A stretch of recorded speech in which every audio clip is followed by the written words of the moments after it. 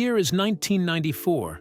A movie opens in theaters that nobody asked for, that most studios refused to touch, that the most famous film critic in America openly despised, and that a fashion designer accidentally starred in because he tried to get rejected.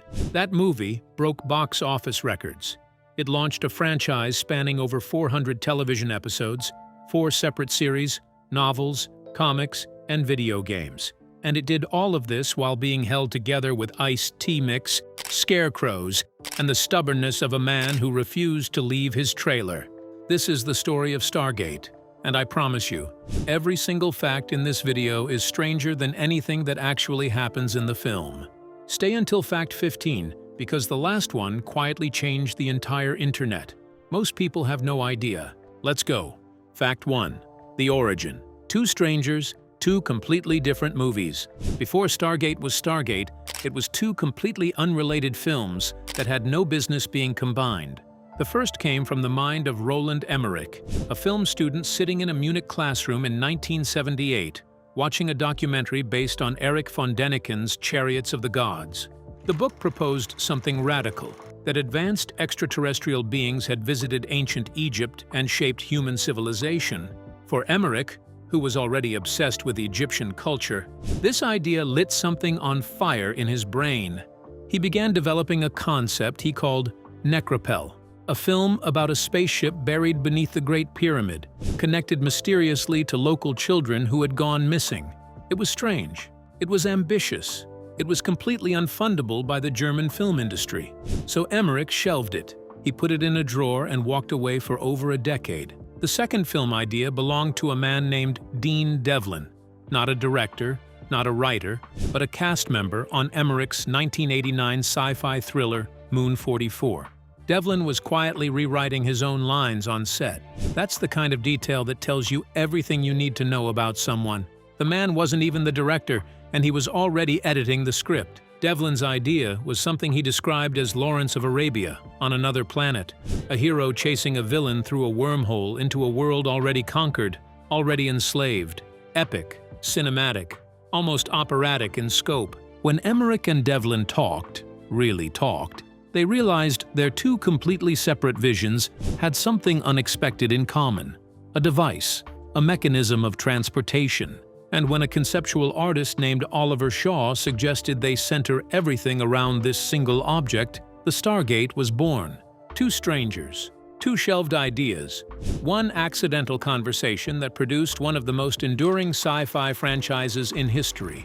Ask yourself this: how many other great ideas are sitting in a drawer somewhere because the 2 people who needed to meet never did? Fact 2. The budget lie that built a billion-dollar franchise. Here's where things start to get genuinely uncomfortable. When Emmerich and Devlin pitched Stargate to Hollywood studios, they were laughed at. Executives estimated a film of this scope would cost $100 million. Emmerich insisted he could do it for half that, $50 million, and nobody believed him. The project was also impossible to categorize. Was it adventure, sci-fi, military thriller, ancient history? Studios hated things they couldn't put in a box, and Stargate refused to fit in any of them. They eventually found a champion in executive producer Mario Kassar, who had genuine love for Egyptian art and culture and could see what others couldn't. But even with Kassar on board, funding remained a problem. So Dean Devlin told their French co-production partner that the budget for Stargate was $25 million. He knew it would cost significantly more. By the time the French company discovered the real number, they were already emotionally invested. They were already sold. They didn't back out. Think about what that means. The entire Stargate franchise, 10 seasons of SG-1, Atlantis, Universe, hundreds of episodes, novels, games, a fan base that still exists 3 decades later. All of it traces back to a deliberate misrepresentation of a budget to a French television company. This isn't a story of brilliant studio executives with perfect vision. This is a story of people betting on something they believed in, using whatever tools they had available, and refusing to let the word "no" be the end of the conversation.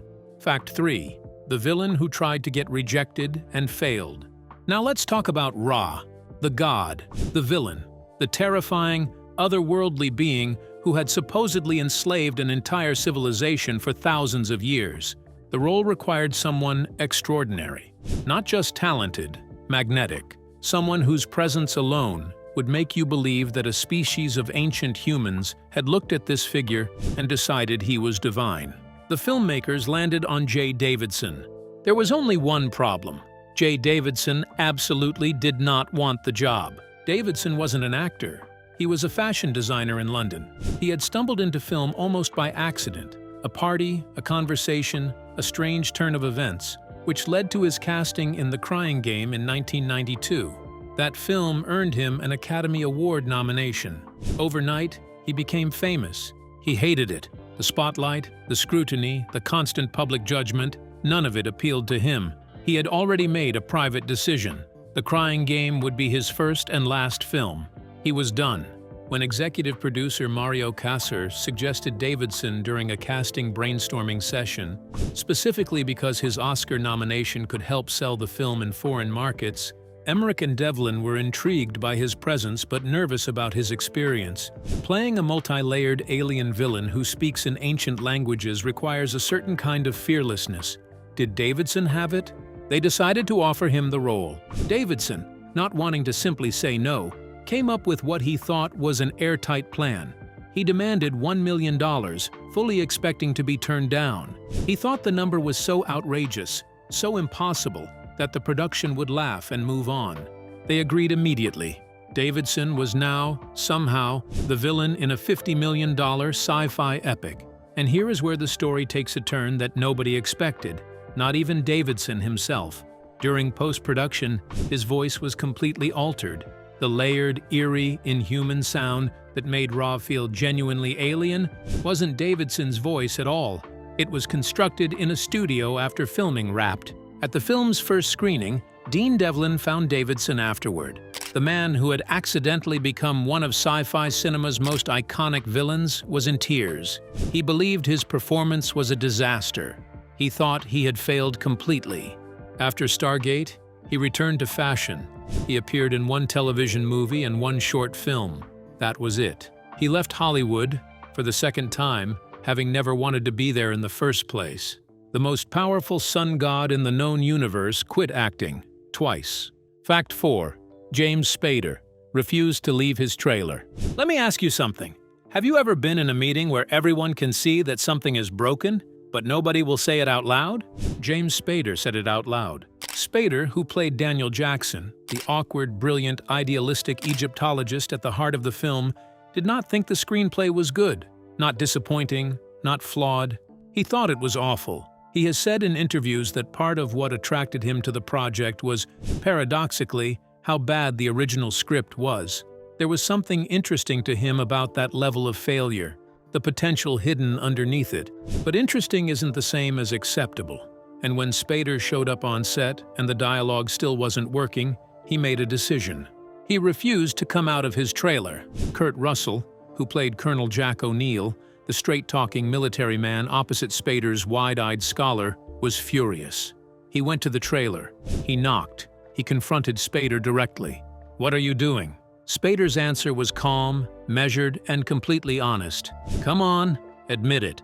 The dialogue is horrible." Russell paused. Then, in a response that has since become one of the most quoted lines in 1990s Hollywood behind-the-scenes lore, he said, "Of course it's horrible. That's why they pay you $1 million. If it were brilliant, you'd do it for free." That exchange tells you everything about both men. Russell is the professional's professional. Show up, deliver, give everything you have regardless of the material. Spader is the perfectionist, committed to quality first, paycheck second, even when the paycheck was literally the reason he took the job. According to the film's co-writer, things began to shift once both actors found the tone. A playful, knowing nod to classic science fiction, a love letter to the genre dressed up as an adventure film. Once they understood what kind of movie they were actually making, both Russell and Spader leaned fully into it. By the end of production, both men were proud of what they had made. Here's the uncomfortable truth this story reveals.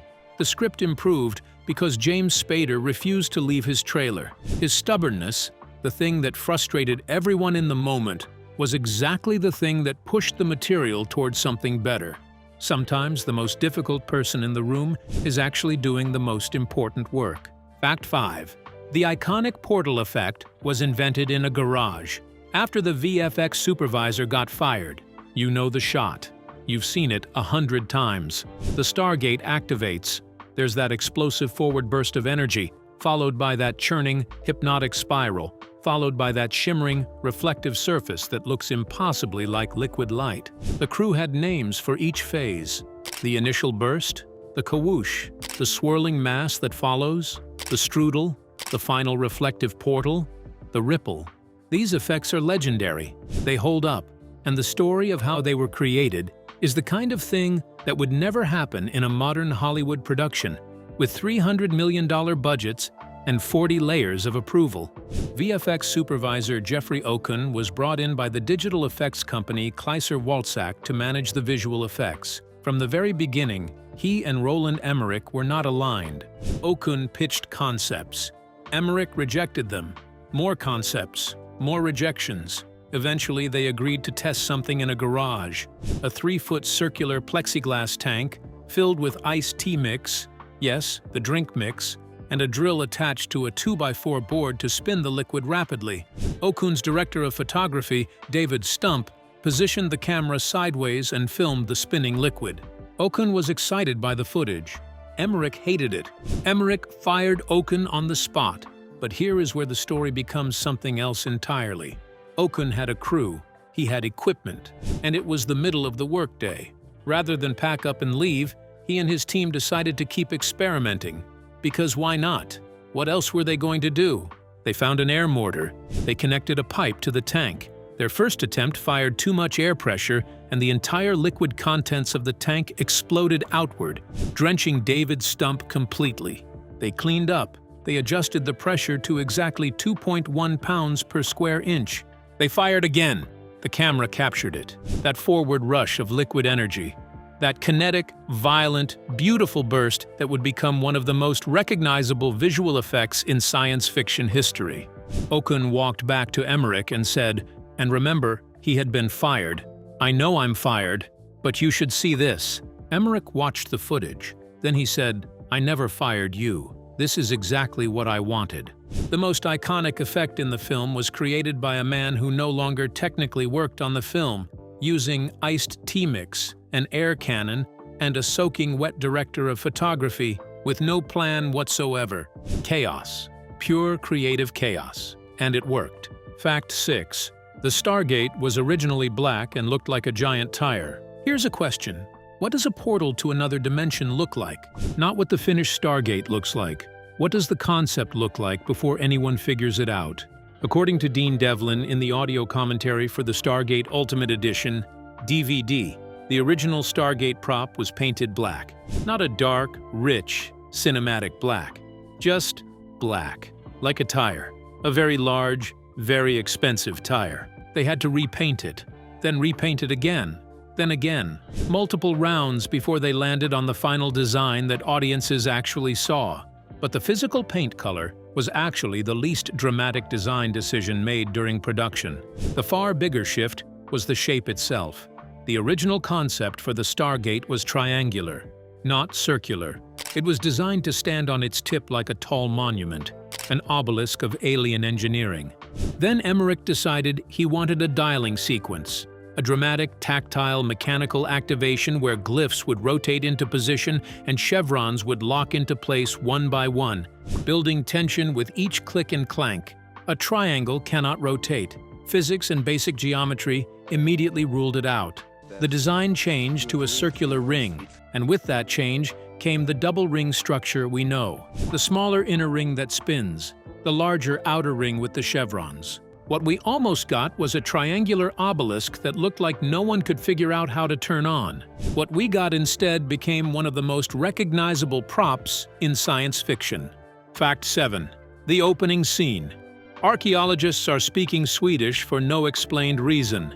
This one is subtle. You might have missed it. You might have watched the film's opening sequence, set in 1928. Depicting archaeologists uncovering the Stargate in Giza, and assumed the expedition's language was French, or perhaps some unspecified European tongue appropriate to a formal scientific dig in colonial Egypt. They are speaking Swedish, not French, not German, not even a fictional language invented for the film. Swedish. Why? Nobody involved in the production has ever fully explained this choice. There is no recorded rationale in interviews, DVD commentaries, or production notes. It simply is a 1928 archaeological expedition in Egypt in what appears to be a British or French colonial context, where everyone speaks Swedish. If you know why, please say so in the comments, because 3 decades later, no one has answered this question satisfactorily.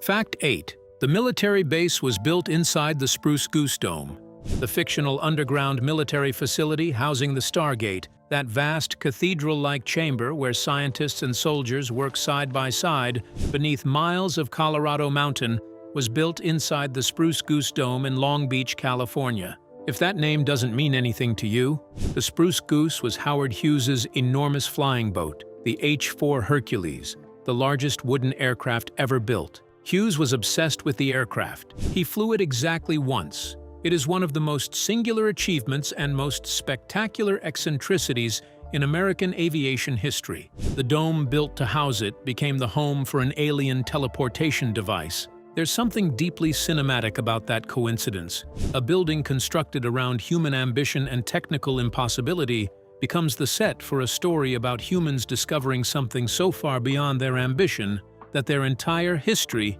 needs rewriting. Fact 9. They used scarecrows as background extras on the alien planet.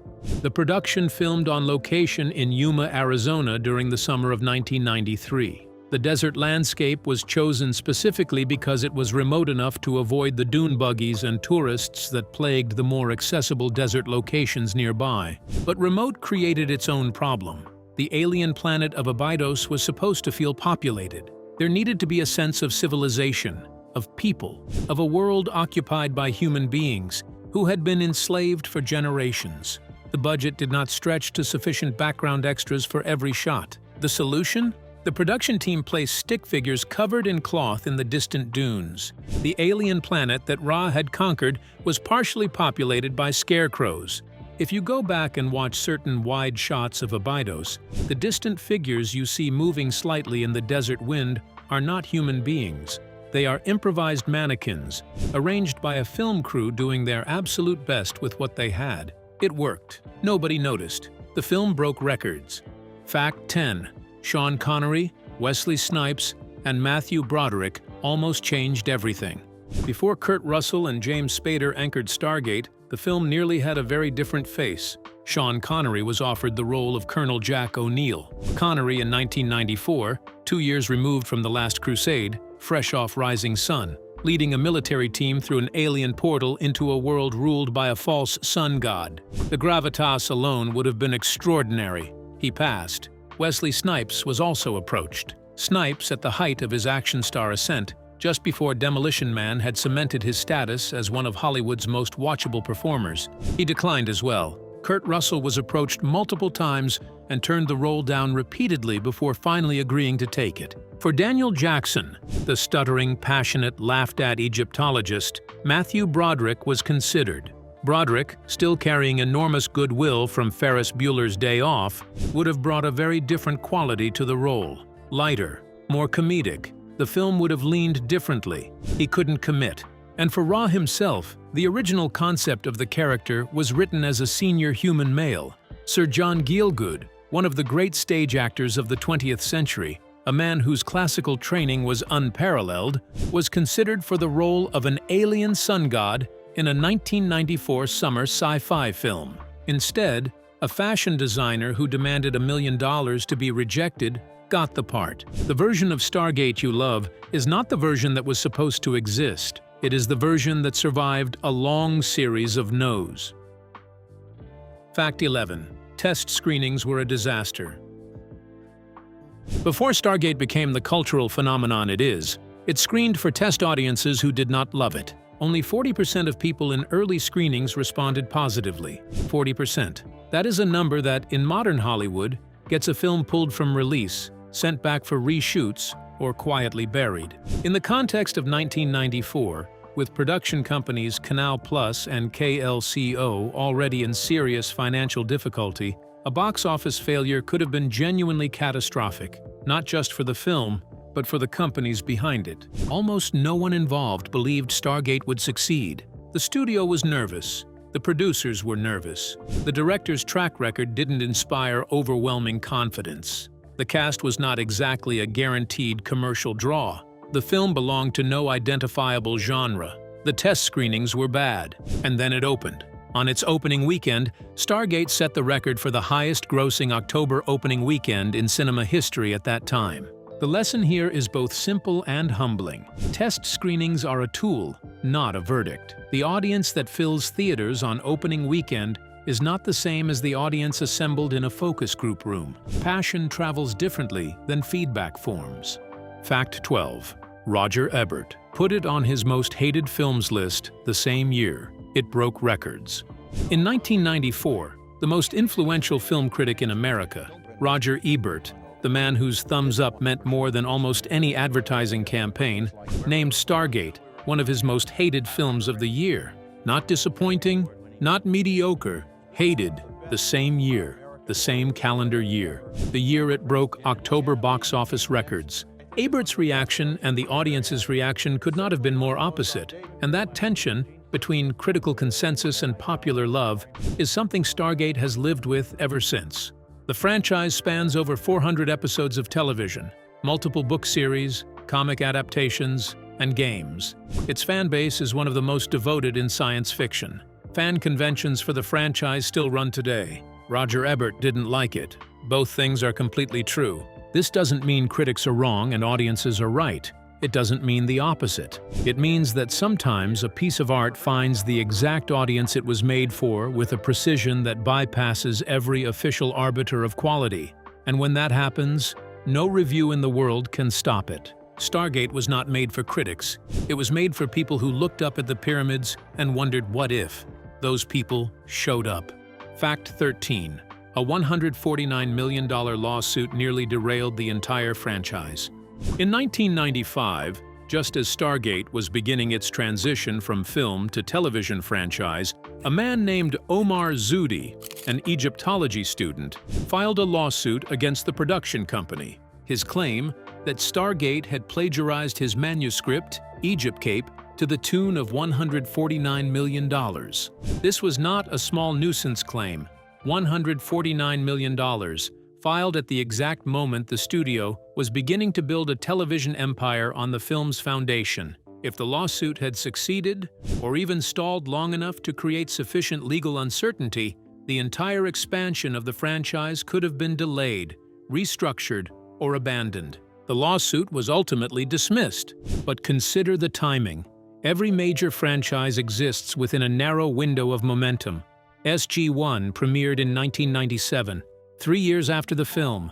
If legal battles had consumed those 3 years, if the energy and resources required to fight a major intellectual property claim had drained the creative oxygen from the room, the show might never have been made. The franchise that produced 10 seasons of SG-1, 2 seasons of Atlantis, and Universe existed on the other side of a dismissed lawsuit that most people have never heard of. Fact 14. It was always supposed to be 3 films, and the story was never finished. This one carries a particular kind of weight for anyone who has ever loved the Stargate universe. Roland Emmerich and Dean Devlin always intended Stargate to be the first chapter of a trilogy, not a franchise, not a television series. 3 films, telling a complete story. The second film, as Devlin described it, would have explored Mayan civilization, pyramids, ritual sacrifice, the full mythological richness of Mesoamerica, revealing that the same alien influence that shaped Egypt had also shaped the ancient Americas. The third film would have been the culmination, a revelation that every major mythological system in human history, Egyptian, Mayan, Greek, Norse, all of them, trace back to a single extraterrestrial origin, one source, one truth beneath all the stories humanity had ever told about gods. This was the plan. This was the vision. MGM chose a television series instead, Stargate SG-1 premiered in 1997 and ran for 10 seasons, producing more story and more depth than any trilogy could have contained. The television universe expanded the mythology in directions Emmerich and Devlin probably never imagined. But the three-film arc was never made. The story as originally envisioned was never completed. The Stargate you grew up with, the film, the series, all of it, is part one of a trilogy that exists only in outline notes and interviews.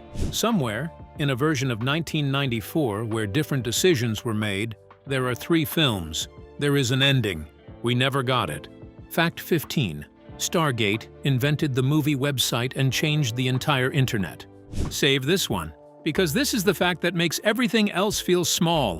In 1994, before streaming, before social media, before the internet had become the infrastructure of modern life, before anyone was marketing films online, before studio social media teams existed, before viral campaigns were a concept anyone had named, Dean Devlin built a website for Stargate, the first official movie website in history. The site contained photographs and promotional materials. By 2024 standards, it would have been almost comically simple, but in 1994, it was something genuinely unprecedented. No other film had done this. The internet was not a marketing platform.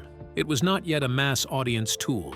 It was something that universities used, and early adopters explored, and most of the world hadn't encountered yet. Devlin saw something in it. He understood, before almost anyone in Hollywood, that this new technology could reach people differently, directly, without the mediation of newspapers and television advertising and print campaigns. He built the site, people found it. Think about what that moment set in motion. Every studio film that has ever had an official website traces its lineage to that page. Every Twitter account run by a movie's marketing team. Every alternate reality game, every viral teaser, every hidden Easter egg planted on a website 3 months before a trailer drops.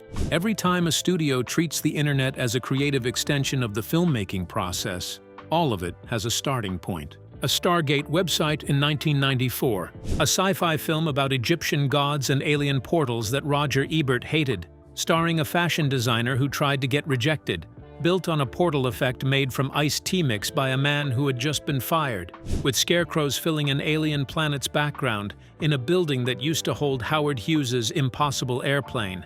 That film quietly changed how every movie that came after it would be sold to the world. Let me bring this back to something real. Stargate should not exist. By every conventional measure of how Hollywood works, it should have died before it was made. The budget lie should have collapsed the partnership. The test screenings should have killed the release. The villain who tried to walk away should have succeeded. The VFX supervisor who was fired should have gone home. The lawsuit should have poisoned the franchise before it began. The critics should have buried it. None of that happened. Instead, we got one of the most beloved science fiction worlds ever created. One that is still generating conversation 30 years later. One that has fans who will defend it with the kind of passion usually reserved for religions. One that traces its entire existence back to a film student in Munich in 1978 who watched a documentary about ancient aliens and couldn't shake the feeling that the story mattered. Here's the question I want you to sit with. How many stories like this never made it? How many great things died because the right 2 people never met? Or the iced tea mix test looked bad to the wrong person on the wrong day? Or the lawsuit wasn't dismissed? Stargate made it, against everything. If you found any of this fascinating, and if you made it to Fact 15, I know you did, drop a comment telling me which fact hit you hardest. And if you think someone else needs to know that the Stargate was originally black and looked like a giant tire, share this video. They deserve to know. The portal is open. Step through.